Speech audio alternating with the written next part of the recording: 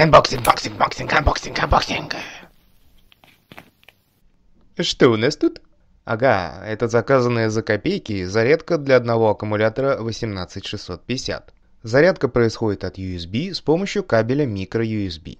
Также на девайсе есть разъем обычного USB, позволяющий от него заряжать другие устройства, то есть режим Powerbank.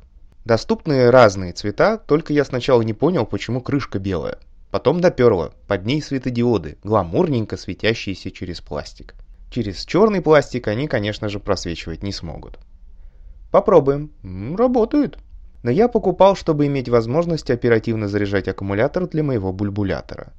Кстати, если будете покупать аккумуляторы, ни в коем случае не ведитесь на вот эти вот дешевенькие, как правило, серого цвета. Ободрав эту серую пленочку, вы с удивлением обнаружите аккумулятор фирмы Panasonic или Sanyo. Проблема в том, что нашли его на помойке, на тех самых свалках, где из отслужившей и устаревшей техники детскими ручонками выковыривают драгметаллы из радиодеталей. Так что под серой пленочкой скрывается старый аккум, который в лучшем случае не работает. Хороший аккумулятор 18650 просто не может стоить дешевле 7-8 долларов. Я один такой таскаю про запас и, учитывая размеры бокса, теперь буду таскать его вот в этой зарядке. У меня только один вопрос. Если зарядник 18650 от USB такой компактный и дешевый, ну какого хуя не встраивать его в сам девайс, а? Ну почему надо создавать лишние проблемы с этим вечным откручиванием и закручиванием крышек, чтобы зарядить девайс?